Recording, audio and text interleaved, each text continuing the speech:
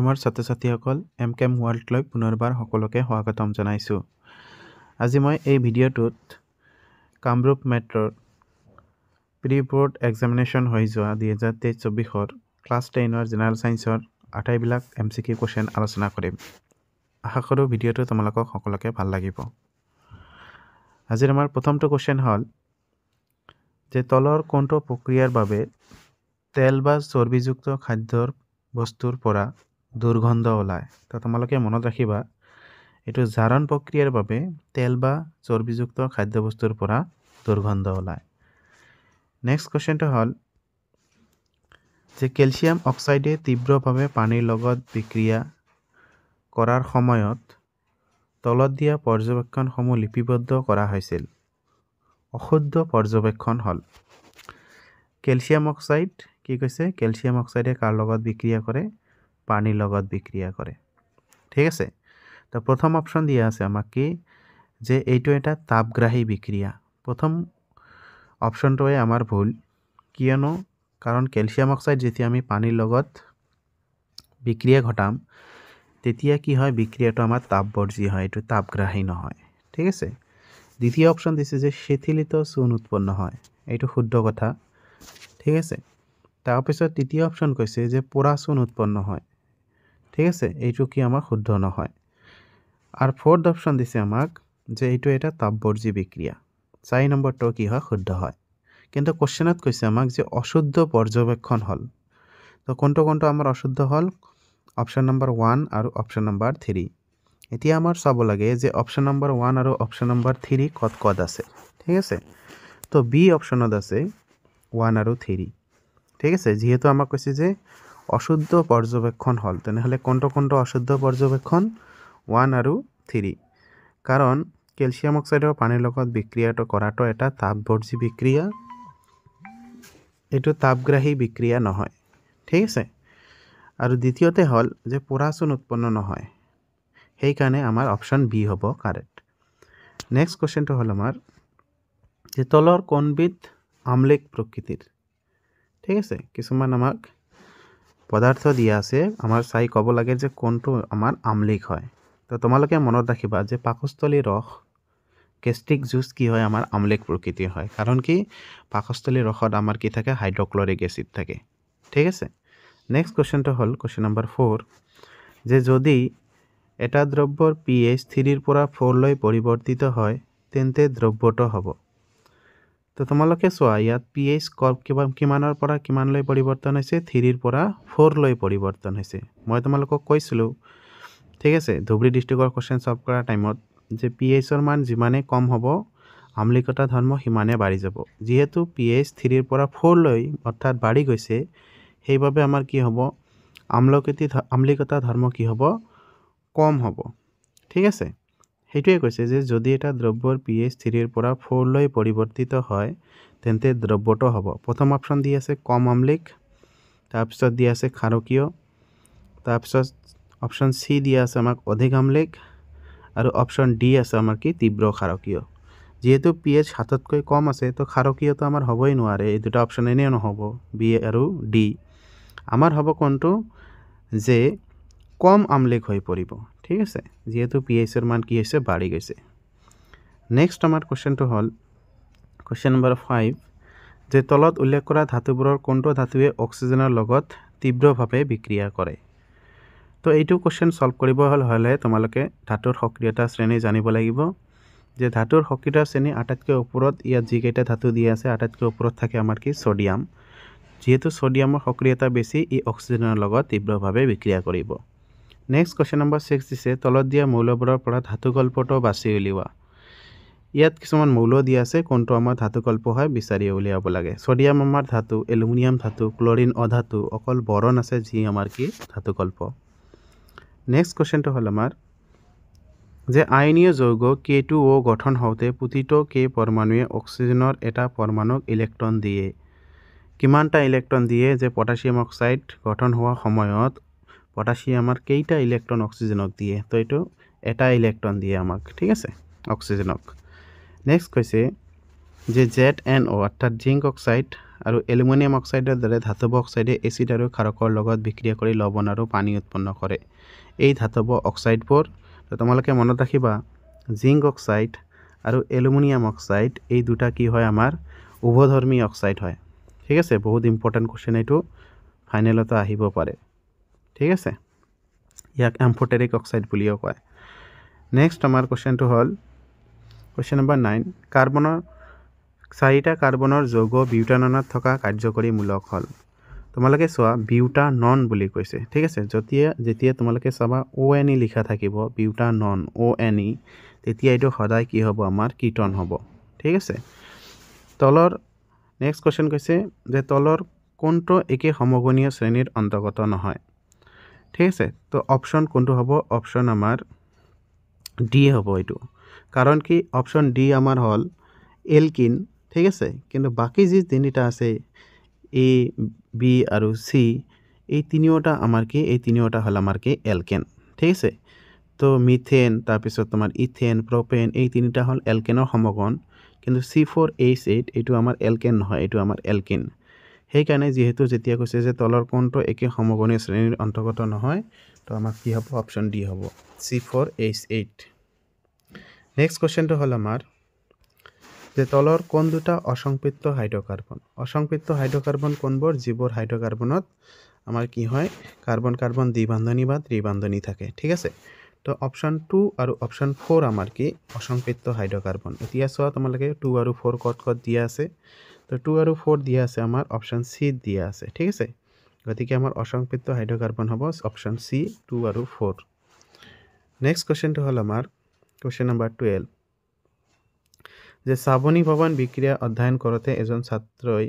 নীলা ৰঙা লিটমাছ ব্যৱহাৰ কৰি ইয়াৰ প্ৰকৃতি নিৰ্ণয় কৰে তেওঁ পৰ্যবেক্ষণৰ ভিত্তি শুদ্ধ অভিমত হ'ল প্ৰথম দি আছে বিক্ৰিয়া মিশ্ৰণটো আমলিক তোমালোকে মনত ৰাখিবা সাবন পানী সদায় ক্ষাৰকীয় প্ৰকৃতিৰ হয় এটো আমলিক প্ৰকৃতি নহয় ঠিক আছে বিক্ৰিয়া মিশ্ৰণটো প্ৰশম নহব ঠিক আছে বিক্ৰিয়া মিশ্ৰণটো কি হ'ব আমাৰ ক্ষাৰকীয় হ'ব এটো শুদ্ধ কথা নেক্সট কোৱেশ্চন নম্বৰ 13 যে কোনটো মৌল অষ্টক সূত্ৰটো প্ৰযোজ্য আছিল কোনটো মৌল লৈকে ঠিক আছে এটো মনত ৰাখিবা তোমালোকে ক্যালসিয়াম লৈকে অষ্টক সূত্ৰটো প্ৰযোজ্য আছিল নেক্সট কোৱেশ্চনটো হ'ল আমাৰ কোৱেশ্চন নম্বৰ 14 যে ক্লোৰিন ব্ৰোমিন আৰু আয়োডিন মৌলকেইটাই ডবাৰেনাৰ ট্ৰাইড গঠন কৰে যদি ক্লোৰিনৰ পাৰমাণবিক ভৰ 35.5 আৰু আয়োডিনৰ 126.9 ইউ হয় তেন্তে ব্ৰোমিনৰ পাৰমাণবিক ভৰ হ'ব ডবাৰেনাৰ ট্ৰাইড কোনবোৰ যে যিকোনো তিনটা পৰমাণুক যদি আমি একেলগে সজাও পাৰমাণবিক ভৰৰ ভিত্তিত তেনেহলে প্ৰথম আৰু তৃতীয়টোৰ পাৰমাণবিক ভৰ গড় পাৰমাণবিক ভৰ মধ্যম পৰমাণুটোৰ কি হয় সমান হয় ঠিক আছে এতিয়া চোৱা তোমালোকে 35.5 আৰু 126.9 ইউ এই দুটা যোগ কৰাৰ পিছত এই দুটাৰ গড় ওলালে দুইৰে ভাগ দিলে আমাৰ কিমান আহিব 81.2 আহিব গতিকে আমাৰ এনসাৰ কি হ'ব 81.2 নেক্সট কৈছে বেছিভাগ কোষীয় প্ৰক্ৰিয়াৰ কোষীয় মুদ্ৰা হৈছে ঠিক আছে এটো কি আমাৰ এটো আমাৰ অপচন হ'ব সি এটিপি নেক্সট হল কোৱেশ্চনটো আমাৰ কোৱেশ্চন নম্বৰ 16 তলৰ কোনটো তেজত অধিক দ্ৰৱণীয় কোনটো আমাৰ তেজত অধিক দ্ৰৱণীয় কাৰ্বন ডাই অক্সাইড আমাৰ কি তেজত অধিক দ্ৰৱণীয় নেক্সট কৈছে যদি লালটিত এমাইলেজৰ অভাৱ হয় তেন্তে মুখগহ্বৰত তলৰ কোনটো পৰিঘটনা সঠিকভাৱে নহব এটো আমাৰ অপচন বি যে লালটিয়ে কি কৰে হেতখাৰ ভাঙি চেনিলৈ পৰিণত হোৱাত সহায় কৰে কিন্তু এইটো যদি না থাকে তেনেহলে এইটোত আমাৰ প্ৰবলেম হ'ব নেক্সট আমাৰ কোৱেশ্চন হল যে পৰাগধানীত পোৱা যায় পৰাগধানীত কি পোৱা যায় পৰাগ ৰেণু পোৱা যায় তাৰ পিছত আমাৰ নেক্সট 19 নম্বৰ কোৱেশ্চন হল স্তম্ভ 1 ৰ লগত আমাৰ কি স্তম্ভ 2 মিলাব লাগে ঠিক আছে বাৰ্ডিং আমি কত দেখা পাওঁ বাৰ্ডিং আমি হাইড্ৰাত দেখা পাওঁ ঠিক আছে ভেজিটেটিভ প্ৰপাগেশ্যন আমি ৰছত দেখা পাওঁ স্পৰ ফৰ্মেশ্যন আমি কত ৰাইজোপাছত দেখা পাওঁ গতিকে অপচন কোনটো কাৰেক্ট হল আমাৰ অপচন কাৰেক্ট হল 1 ৰ লগত আমাৰ কি হল বি হল তো 1 ৰ লগত বি চোৱা অপচন 8 চোৱা 1 ৰ লগত বি আছে তাৰ পিছত 3 ৰ লগত আমাৰ কি আছে 3 ৰ লগত এ আছে ঠিক আছে তো অপচন এ হ'ব আমাৰ কি কাৰেক্ট নেক্সট কোৱেশ্চনটো হল আমাৰ কোৱেশ্চন নম্বৰ 20 যে যৌন প্ৰজননৰ ফলত জন্ম হোৱা সন্তানে অধিক ভিন্নতা প্ৰদৰ্শন কৰে কাৰণ কি কাৰণ জিনীয় পদাৰ্থ একে প্ৰজাতিৰ দুজন পিতৃ-মাতৃৰ পৰা আহে নেক্সট কোৱেশ্চনটো হল আমাৰ যে উদ্ভিদৰ বৃদ্ধি ৰোধক হৰমোনবিধ হল এপচিচিক এচিডে কি কৰে উদ্ভিদৰ বৃদ্ধিত বাধা প্ৰদান কৰে নেক্সট কোৱেশ্চনটো হ'ল কোৱেশ্চন নম্বৰ 22 তেজত শ্ৰেণীৰ মাত্ৰা নিয়ন্ত্ৰণ কৰি ৰখা অগ্নাশয়ৰ দ্বাৰা উৎপাদিত হৰম'নবিধ হ'ল তো এইটো আমাৰ কি ইনচুলিনে কি কৰে তেজত শ্ৰেণীৰ মাত্ৰা নিয়ন্ত্ৰণ কৰে নেক্সট কোৱেশ্চনটো হ'ল কোৱেশ্চন নম্বৰ 23 কোৱেশ্চন নম্বৰ 23 কি কৈছে আমি যেতিয়া নীলাজী বনৰ পাত স্পৰ্শ কৰোঁ তেতিয়া ইহঁত ভাজ খাবলৈ ধৰে আৰু জাপ খায় উদ্ভিদে স্পৰ্শৰ তথ্য কেনেকৈ প্ৰেৰণ কৰে তো এইটো অপশ্যন হ'ব আমাৰ অপশ্যন নম্বৰ বি হ'ব উদ্ভিদজোপাই কি কৰে বৈদ্যুতিক ৰাসায়নিক সংকেত ব্যৱহাৰ কৰি কোষৰ পৰা কোষলৈ তথ্য স্থানান্তৰ কৰে ঠিক আছে নেক্সট কোৱেশ্চনটো হ'ল আমাৰ কোৱেশ্চন নম্বৰ 24 যে এটা নিউৰনত কেনেদৰে বৈদ্যুতিক প্ৰেৰণা গতি কৰে তো নিউৰন এটাত বৈদ্যুতিক প্ৰেৰণা প্ৰথমতে ডেনড্ৰাইটৰ পৰা কোষদেহ তাৰপিছত একজন আৰু শেষত একজনৰ প্ৰান্তীয় শাখাত গতি কৰে ঠিক আছে এই চিত্ৰটো চোৱা তোমালোকে এইটো এটা নিউৰন কোষ হয় ঠিক আছে এই নিউৰন কোষত যিবোৰ বৈদ্যুতিক সংকেত আছে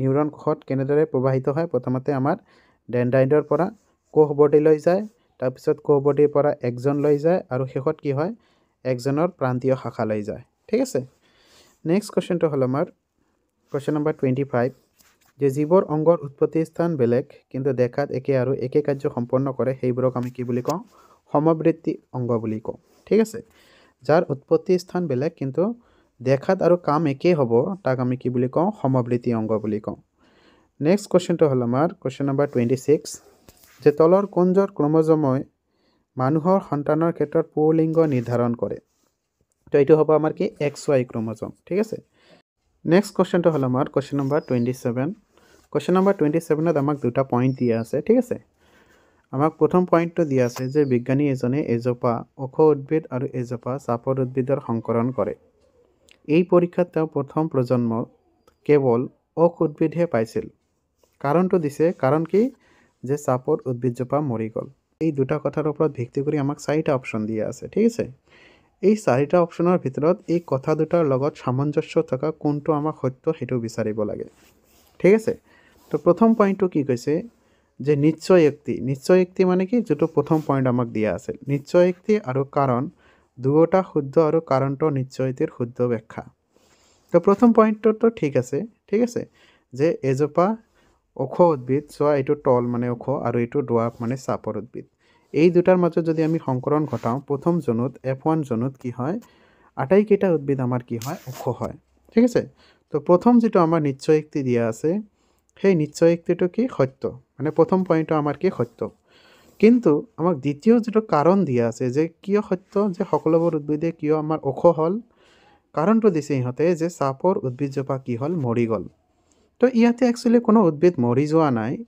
একচুৱেলি কি হয় যে যেটো ওখ উদ্ভিদ আছে সেই ওখ উদ্ভিদৰ যেটো জিন আছে সেই জিনটো প্ৰকাশিত হোৱাৰ বাবে আটাইকেইটা উদ্ভিদে আমাৰ কি হৈছে ওখ হৈছে তো ইয়াত কোনো উদ্ভিদ মৰি যোৱা নাই ঠিক আছে অৰ্থাৎ যেটো কাৰণ দিয়া আছে আমাক সেই কাৰণটো কি আমাৰ কাৰণটো প্ৰথম যেটো পইণ্ট দিয়া আছে সেই পইণ্টৰ সঠিক ব্যাখ্যা নহয় যে আটাইকেইটা উদ্ভিদ আমাৰ ওখ হ'ল তাৰ কাৰণ যে দিছে যে আমাক চাপৰ উদ্ভিদজোপা মৰি গ'ল তো চাপৰ উদ্ভিদজোপা মৰি যোৱা কথাটো এইটো ঠিক নহয় ঠিক আছে তো প্ৰথম অপশ্যনটো যদি আমি চাওঁ কি কৈছে যে নিশ্চয়যুক্তি আৰু কাৰণ দুয়োটা শুদ্ধ এইটো কথাটো ঠিক নহয় নিশ্চয়যুক্তিটো ঠিক আছে যে আটাইকেইটা উদ্ভিদ ওখ হ'ব কিন্তু চাপৰ হ'ল আটাইকেইটা ওখ হ'ল কি কাৰণে যে চাপৰটো মৰি গ'ল এইটো কথাটো ঠিক নহয় ঠিক আছে গতিকে অপশ্যন এ আমাৰ হ'ব কি নোৱাৰে তাৰপিছত চোৱা তোমালোকে দ্বিতীয় অপশ্যন কি দিয়া আছে যে নিশ্চয়যুক্তি আৰু কাৰণ দুয়োটা শুদ্ধ কিন্তু কাৰণটো নিশ্চয়যুক্তিৰ শুদ্ধ ব্যাখ্যা নহয় এইটো অপশ্যনো হ'ব নোৱাৰে কাৰণ কি আমাৰ যেটো কাৰণ দিয়া আছে এই কাৰণটো কি শুদ্ধ নহয় ঠিক আছে কিন্তু অপশ্যনত কৈছে আমাক নিশ্চয়যুক্তি আৰু কাৰণ দুয়োটা শুদ্ধ ঠিক আছে অপশ্যন নম্বৰ সি কি কৈছে চোৱা যে নিশ্চয়যুক্তি শুদ্ধ মানে প্ৰথম যেটো পইণ্ট দিয়া আছে সেইটো শুদ্ধ কিন্তু কাৰণটো আমাৰ কি অশুদ্ধ এইটো আমাৰ অপশ্যনটো ঠিক আছে গতিকে অপশ্যন সি আমাৰ কাৰেক্ট হ'ব নেক্সট আমাৰ কোৱেশ্চনটো হ'ল কোৱেশ্চন নম্বৰ 28 এখন দাপনৰ সন্মুখত ৰখা লক্ষ্যবস্তুৰ সকলো অৱস্থানৰ বাবে গঠিত প্ৰতিবিম্বটো সদায় সংকুচিত থিয় আৰু অসৎ প্ৰকৃতিৰ হয় দাপনখন কেনেকুৱা দাপন হ'ব দাপনখন আমাৰ উত্তল দাপন হ'ব ঠিক আছে নেক্সট কোৱেশ্চনটো হ'ল আমাৰ কোৱেশ্চন নম্বৰ 29 কি কৈছে যে এজন ছাত্ৰই উত্তল লেন্স ব্যৱহাৰ কৰি দূৰৰ অট্টালিকাৰ প্ৰতিবিম্ব পৰ্দাত গঠন হোৱা লক্ষ্য কৰিছে যদি তেওঁ লক্ষ্যবস্তু হিচাপে নীলা ৰঙৰ অট্টালিকা এটা বাছি লৈছে তেন্তে তলৰ বিকল্পসমূহৰ পৰা শুদ্ধ বিকল্পটো বাছি উলিওৱা যিয়ে প্ৰতিবিম্বৰ সঠিক প্ৰকৃতি দিয়ে। অপশ্যন এ দিয়া আছে আমাক অসৎ, থিয়, সংকুচিত আৰু সেউজীয়া ৰঙৰ। বিল্ডিং এটা আমি নীলা ৰঙৰ লোৱাৰ পিছত আমি দাপনত প্ৰতিবিম্ব বনালে এইটো সেউজীয়া কেনেকৈ দেখিম? তো সেউজীয়া কালাৰ দিছে মানে এইটো নহ'ব আমাৰ, ঠিক আছে। বেঙুনীয়া ৰং দিছে এইটোও নহ'ব। বিল্ডিঙৰ কালাৰ আমাৰ কি আছিল? নীলা আছিল, তো নীলাই হ'ব, ঠিক আছে। এতিয়া চোৱা তোমালোকে অপশ্যন চি আৰু ডি দুয়োটাতে কি দিয়া আছে? নীলা দিয়া আছে, ঠিক আছে। কিন্তু যিহেতু লেন্সখন আমাৰ কি উত্তল লেন্স, গতিকে প্ৰতিবিম্বটো কি হ'ব? আমাৰ প্ৰতিবিম্বটো হ'ব আমাৰ সৎ হ'ব, ওলোটা হ'ব আৰু সংকুচিত হ'ব, ঠিক আছে। গতিকে অপশ্যন চি আমাৰ কি হ'ব? কাৰেক্ট হ'ব। নেক্সট আমাৰ কুৱেশ্যনটো হ'ল কুৱেশ্যন নম্বৰ 30 যে দন্ত চিকিৎসকে কিয় দাঁতৰ ক্ষয় পৰীক্ষা কৰিবলৈ অৱতল দাপন ব্যৱহাৰ কৰে? ঠিক আছে। তো দন্ত চিকিৎসকে দাঁতৰ ক্ষয় পৰীক্ষা কৰিবলৈ অৱতল দাপন ব্যৱহাৰ কৰে। তাৰ কাৰণটো হ'ল যে ইহঁতে কি কৰে? বিবৰ্ধিত আৰু অসৎ প্ৰতিবিম্ব পাবলৈ এনেকুৱা কৰে, ঠিক আছে, যাতে সৰু দাঁতটো ডাঙৰকৈ দেখা পায়। এইটো কি কৰিব পাৰে? ইহঁতে ভালভাৱে ট্ৰিটমেণ্ট কৰিব পাৰে। নেক্সট কুৱেশ্যনটো হ'ল আমাৰ কুৱেশ্যন নম্বৰ 31। কি কৈছে? যে ৰামধেনুৰ গঠন হয়। তোমালোকে মনত ৰাখিবা ৰামধেনু সদায় সূৰ্যৰ বিপৰীত দিশত গঠিত হয়, ঠিক আছে। তো অপশ্যন বি হ'ব আমাৰ কি কাৰেক্ট? সূৰ্যৰ সদায় বিপৰীত দিশত। নেক্সট কুৱেশ্যনটো হ'ল কুৱেশ্যন নম্বৰ 32 যে মানুহৰ চকুৰ লেন্সৰ ফ'কাছ দৈৰ্ঘ্য সাল সলনি কৰি বিভিন্ন দূৰত্বত অৱস্থিত বস্তু ফ'কাছ কৰিব পাৰে। ইয়াৰ কাৰণ হ'ল কি? চকুৰ উপযোজন ক্ষমতা। তোমালোকে মনত ৰাখিবা মানুহৰ চকুৰ উপযোজন ক্ষমতাৰ বাবে বিভিন্ন দূৰত্বত দেখা বিভিন্ন ধৰণৰ বস্তুবোৰৰ প্ৰতিবিম্ব সদায় কি হয়? চকুৰ লেন্সখনৰ ফ'কাছ দৈৰ্ঘ্যৰ পৰিৱৰ্তনৰ জৰিয়তে চকুৰ ৰেটিনাত প্ৰতিবিম্ব গঠন হয়, ঠিক আছে। তো উপযোজন ক্ষমতা নহ'লে এইটো সম্ভৱ নহ'লেহেঁতেন। নেক্সট কুৱেশ্যনটো হ'ল আমাৰ কুৱেশ্যন নম্বৰ 33, ঠিক আছে। আমাক 4টা চিত্ৰ দিয়া আছে, পি, কিউ, আৰ আৰু এছ। এই 4টাৰ ভিতৰত আমাৰ কোনটো শুদ্ধ সেইটো চিনাক্ত কৰিব লাগে। পিটো অশুদ্ধ, কাৰণ কি? তোমালোকে চোৱা এই যে পি যিটো প্ৰিজম দিয়া আছে সেই প্ৰিজমটোত চোৱা পোহৰ যেতিয়া বায়ুৰ পৰা প্ৰিজমলৈ সোমাইছে তেতিয়া সৰল ৰেখাত আছে। বায়ু এটা বেলেগ মাধ্যম, প্ৰিজম এটা বেলেগ মাধ্যম, ঠিক আছে। তো এটা মাধ্যমৰ পৰা আন এটা মাধ্যমলৈ পোহৰ গতি কৰিলে পোহৰ কেতিয়াও সৰল ৰেখাত গতি কৰিব নোৱাৰে। কিন্তু আমাৰ ডায়েগ্ৰামত তোমালোকে চোৱা একদম সৰল ৰেখা দিয়া আছে, ঠিক আছে। তো সৰল ৰেখা কেতিয়াও সম্ভৱ নহয়। সেই হিচাপে এইটোও শুদ্ধ নহয়, এইটোও সৰল ৰেখা দিয়া আছে, এইটোও সৰল ৰেখা দিয়া আছে। অকল চিত্ৰ কিউত কি আছে? পোহৰটো বায়ু মাধ্যমৰ পৰা কাঁচ মাধ্যম অৰ্থাৎ প্ৰিজমত সোমোৱাৰ সময়ত কি হৈছে? অলপমান বেকা হৈ গৈছে। তো সেই হিচাপে আমাৰ অপশ্যন কেৱল কিউটোহে শুদ্ধ আৰু বাকী সকলোবিলাক চিত্ৰ কি আছে? ইয়াত ভুল আছে, ঠিক আছে। নেক্সট কুৱেশ্যনটো হ'ল আমাৰ কুৱেশ্যন নম্বৰ 34 যে বিদ্যুৎ আধানৰ SI একক হ'ল। বিদ্যুৎ আধানৰ SI একক কি? আমাৰ কুলম। নেক্সট কুৱেশ্যনটো হ'ল আমাৰ কুৱেশ্যন নম্বৰ 35। কি দিয়া আছে? যে এটা বৈদ্যুতিক বাল্ব 220 ভল্ট আৰু 100 ৱাট চিহ্নিত কৰা আছে। যেতিয়া ইয়াক 110 ভল্টত ব্যৱহাৰ কৰা হয় তেতিয়া ইয়াৰ ক্ষমতা হ'ব, ঠিক আছে। তো এইটো এনচাৰ হ'ব আমাৰ কি? 25 ৱাট। তোমালোকে যদি এনচাৰটো কেনেকৈ হ'ল বুজিব খোজা তোমালোকে এইটো চালে বুজি পাবা। আৰু যদি চাওঁতে বুজি নোপোৱা মোৰ বেলেগ এটা ভিডিঅ' আছে, এইটো পাঠৰ MCQ বুলি আছে বিদ্যুৎ নামৰ পাঠটো, তাতে মই ডিছকাছ কৰি দিছোঁ যে এইটো কুৱেশ্যনৰ এনচাৰ। নেক্সট কুৱেশ্যনটো হ'ল আমাৰ কুৱেশ্যন নম্বৰ 36। কুৱেশ্যন নম্বৰ 36 কি কৈছে? যে তলত চিত্ৰত দণ্ডচুম্বকৰ চুম্বক বলৰেখা দেখুৱাইছে, কোনটো শুদ্ধ? ঠিক আছে। এডাল দণ্ডচুম্বকৰ ক্ষেত্ৰৰেখাবোৰ চিত্ৰ দেখুৱাইছে, 4টা দিছে আমাক চিত্ৰ, তাৰ ভিতৰত কোনটো শুদ্ধ সেইটো চিনাক্ত কৰিব লাগে। তো এইটো কুৱেশ্যন কৰাৰ আগতে তোমালোকে জানিব লাগিব যে দণ্ডচুম্বক এডালৰ ক্ষেত্ৰৰেখাবোৰ সদায় চুম্বকডালৰ বাহিৰত উত্তৰ মেৰুৰ পৰা ওলায় আৰু দক্ষিণ মেৰুত কি হয়? সোমায়, ঠিক আছে। আৰু দণ্ডচুম্বকৰ ভিতৰত যিবোৰ ক্ষেত্ৰৰেখা আছে সেইবোৰ কি হয়? দক্ষিণ মেৰুৰ পৰা উত্তৰ মেৰুলৈ যায়, ঠিক আছে।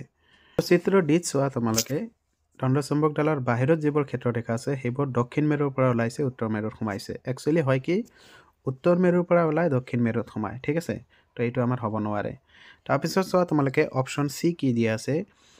দণ্ডচুম্বকডালৰ যিবোৰ ক্ষেত্ৰৰেখা আছে, বাহিৰৰ যিবোৰ ক্ষেত্ৰৰেখা আছে এই ক্ষেত্ৰৰেখাবোৰ উত্তৰ মেৰুৰ পৰা ওলাইছে, ঠিক আছে। কিন্তু চুম্বকডালৰ যে ভিতৰত যিবোৰ ক্ষেত্ৰৰেখা আছে সেইবোৰ ক'ৰ পৰা কলাই দিছে? তোমালোকে চোৱা সেইবোৰ দিছে আমাৰ কি? উত্তৰৰ পৰা দক্ষিণ। কিন্তু দণ্ডচুম্বকৰ ভিতৰত ক্ষেত্ৰৰেখা সদায় দক্ষিণৰ পৰা উত্তৰ ফালে যায়, ঠিক আছে। তো এইটো আমাৰ অপশ্যন হ'ব নোৱাৰে, ঠিক আছে। তাৰপিছত তোমালোকে চোৱা বি নম্বৰটোও ভুল, কাৰণ কি?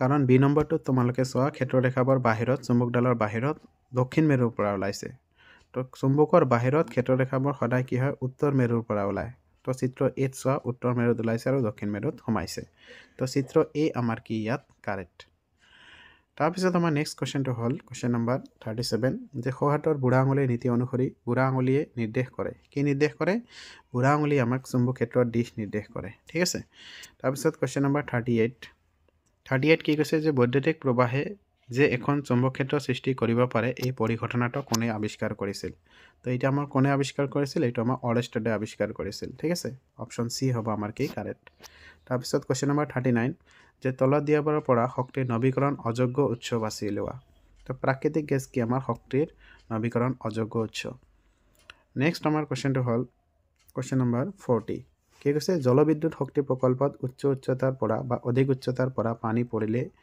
অধিক বৈদ্যুতিক শক্তি উৎপাদন কৰিব পাৰি কাৰণ কি কাৰণ হ'ল আমাৰ যে অধিক পৰিমাণৰ স্থিতিশক্তি গতিশক্তিলৈ ৰূপান্তৰিত হয় নেক্সট কুৱেশ্যনটো হ'ল আমাৰ কুৱেশ্যন নম্বৰ 41 যে কি ঘটিব যেতিয়া তলত দিয়া খাদ্য শৃংখলাৰ পৰা হৰিণ নাইকিয়া হ'ব যদি এই খাদ্য শৃংখলাৰ পৰা হৰিণ নাইকিয়া হৈ যায় তেনেহ'লে ঘাঁহ খোৱা হৰিণৰ সংখ্যা কি হ'ব কমি যাব তেতিয়া ঘাঁহ কি হ'ব আমাৰ বৃদ্ধি পাব আৰু ঘাঁহ বৃদ্ধি পাব হৰিণ নোহোৱাৰ বাবে কি হ'ব বাঘৰ সংখ্যা কমি যাব তো সেই হিচাপে আমাৰ কোনটো অপশ্যন শুদ্ধ হ'ব অপশ্যন ডি হ'ব আমাৰ শুদ্ধ ঠিক আছে বাঘৰ সংখ্যা কমিব কিন্তু ঘাঁহৰ সংখ্যা কি হ'ব বাঢ়িব নেক্সট কুৱেশ্যনটো হ'ল আমাৰ কুৱেশ্যন নম্বৰ 42 কি কৈছে দুটা আমাক পইণ্ট দি আছে প্ৰথম পইণ্ট দিছে যে ষ্ট্ৰেটোস্ফিয়াৰৰ ওজন ভাল ওজন হয় ঠিক আছে কাৰণ দিছে কি ষ্ট্ৰেটোস্ফিয়াৰৰ ওজনে আমাক অতি বেঙুনীয়া ৰশ্মিৰ হানিকাৰক প্ৰভাৱ যেনে ছালৰ কেঞ্চাৰৰ পৰা ৰক্ষা কৰে তো ইয়াত প্ৰথম যিটো কথা কৈছে যে ষ্ট্ৰেটোস্ফিয়াৰৰ ওজন কি হয় ভাল ওজন হয় এইটো শুদ্ধ কথা ঠিক আছে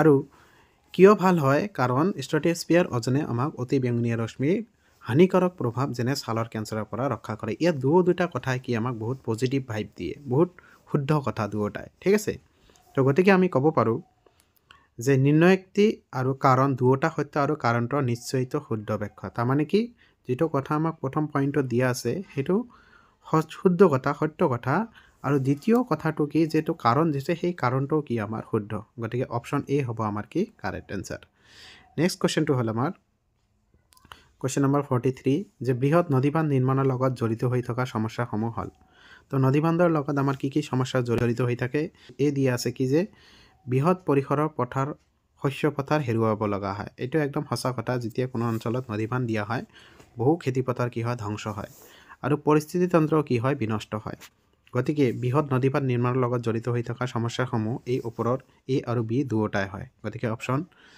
যিহেতু আছে আমাৰ এ আৰু বি দুয়োটা সেইটো কাৰেক্ট হ'ব ঠিক আছে নেক্সট আমাৰ কুৱেশ্যন হ'ল কুৱেশ্যন নম্বৰ 44 এইটো কুৱেশ্যন নম্বৰ 44 হয় ঠিক আছে তলত দিয়া বক্তব্যসমূহৰ ভিতৰত বহনক্ষম উন্নয়নৰ ধাৰণাটো সঠিকভাৱে বৰ্ণনা কৰা বক্তব্যসমূহ বাছি উলিওৱা প্ৰথম পইণ্টটো কি দিছে যে পৰিৱেশৰ নিম্নতম ক্ষতিৰ লগতে পৰিকল্পিত উন্নয়ন এইটো সঁচা কথা যে আমি আমাৰ সমাজত এনেদৰে উন্নয়ন কৰিব লাগে যাতে আমাৰ পৰিৱেশৰ নিম্নতকৈ নিম্ন মানৰ ক্ষতি হয় ঠিক আছে তাৰপিছত ইয়াত আৰু এটা পজিটিভ কথা আছে ইয়াতো চাওক যেটো 4 পইণ্ট দিয়া আছে যে সকলো অংশীদাৰৰ বাবে গ্ৰহণযোগ্য উন্নয়ন যেতিয়া আমি আমাৰ কোনো সমাজৰ বা আমাৰ পৰিৱেশৰ উন্নয়ন সাধন কৰিম সেই উন্নয়নটো যাতে সকলোৰ কাৰণে হয় ঠিক আছে তো বহনক্ষম উন্নয়নৰ মুখ্য লক্ষ্য হ'ল যে উন্নয়ন এনেদৰে হ'ব লাগে যাতে পৰিৱেশ বিনষ্ট নিম্ন মাত্ৰাত হয় আৰু উন্নয়নটো যাতে সকলোৰে সমান অংশীদাৰত হয় সেইটো হ'ল কি আমাৰ বহনক্ষম উন্নয়নৰ মুখ্য উদ্দেশ্য ঠিক আছে তো সেই হিচাপে যদি আমি চাওঁ